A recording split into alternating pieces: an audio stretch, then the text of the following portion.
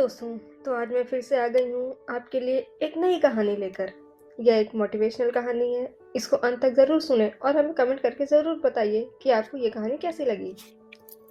बल्लभगढ़ में एक दिव्यांग राजा राज करता था, जिसके राज्य में कहीं कोई समस्या नहीं थी। सभी लोग उस राज्य में बहुत खुश थे।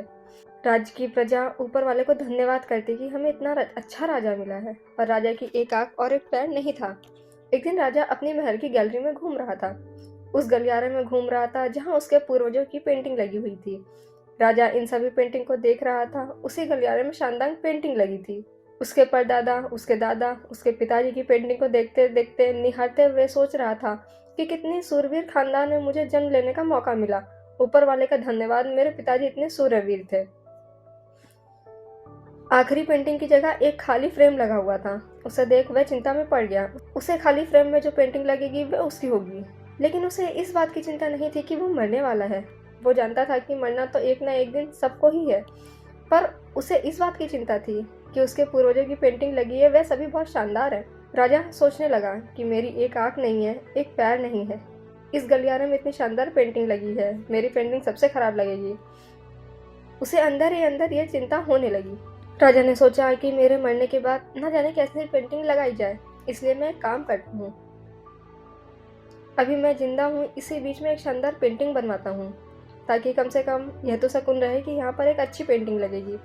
उसने राज में ऐलान करवा दिया, जिससे राज के सभी पेंटरों को न्योता दिया गया कि जो भी राजा साहब की शानदार तस्वीर बनाएगा उसे शानदार इनाम मिलेगा। इस बात को सभी जान गए कि यदि तस्वीर शानदार बनेगी तो शानदार इनाम मिलेगा, लेकिन शानदार पेंटिंग बनेगी कैसे, क्योंकि राजा की एक आंख नहीं है, एक पैर नहीं है।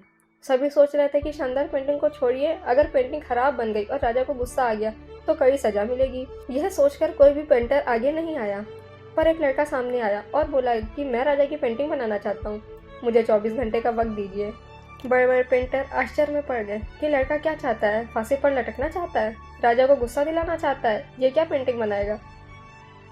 राजा को उस लड़के पर भरोसा था। उसने बोला कि ठीक है, आप बना कर लाइए। 24 घंटे बाद लड़का पेंटिंग बनाकर राजा को दिखाने लाया। राजा का दरबार उस पेंटिंग को देखने के लिए भर चुका था।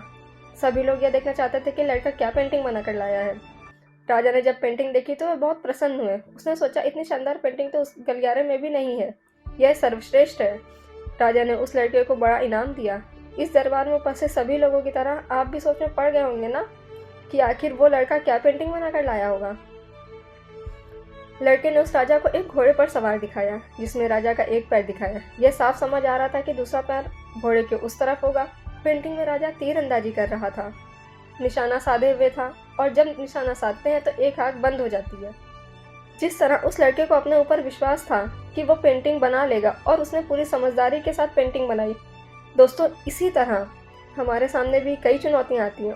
हमें हार मानने के बजाय सकारात्मकता और बुद्धिमत्ता के साथ उसका सामना करना चाहिए। यदि आपको हमारी ये कहानी पसंद आई हो तो हमें लाइक, सब्सक्राइब, शेयर करना ना भूलें, और हमारी नई कहानियों का नोटिफिकेशन तुरंत पाने के लिए बेल आइकन को ज़रूर प्रेस करें।